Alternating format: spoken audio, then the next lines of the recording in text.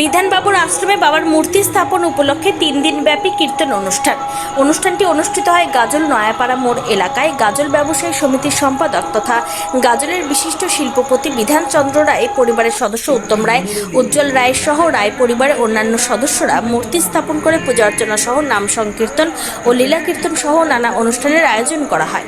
অনুষ্ঠানে উত্তরবঙ্গ দক্ষিণবঙ্গ থেকে প্রচুর ভক্তরা উপস্থিত হন। জানা গিয়েছে এবার এই অনুষ্ঠান তৃতীয়তম অনুষ্ঠান। মূর্তি দেখার জন্য দর্শকদের ভিড় উপচে পড়ে। গাজল ব্যবসায়ী সমিতির সম্পাদক তথা বিশিষ্ট শিল্পপতি বিধানচন্দ্র রায় বলেন, আমার বাবা দুলাল চন্দ্র রায়ের তিরোধান দিবস উপলক্ষে বাবার মূর্তি স্থাপন করা হয়েছে মন্দিরে। সেই মূর্তিতে পূজা অর্চনা করা হয়। বাবার তিরোধান দিবস উপলক্ষে এখানে 3 দিনব্যাপী নানান অনুষ্ঠান অনুষ্ঠিত হবে। আজ দ্বিতীয় দিন 15ই জ্যৈষ্ঠ বুধবার এই অনুষ্ঠানের শুভ সূচনা অনুষ্ঠিত হয়।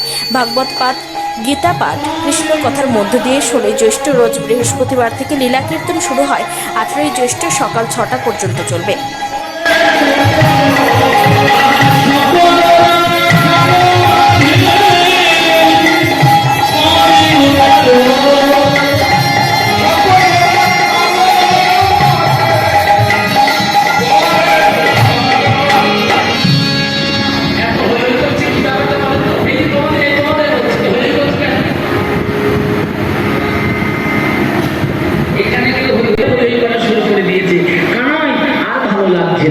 একবার বেনু বাজা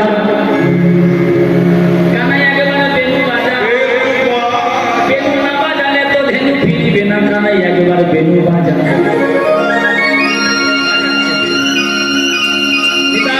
বাবার দ্বিতীয়তম মৃত্যুবার্ষিকী উপলক্ষে আমরা এই 4 দিন ব্যাপী এখানে কীর্তনের আয়োজন করেছি।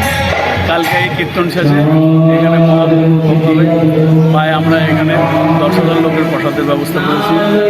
আপনাদের সংবাদ মাধ্যমের মাধ্যমে বলছি, সবাইকে নেমন্তন্ন, সবাই এসে প্রসাদ গ্রহণ করুন।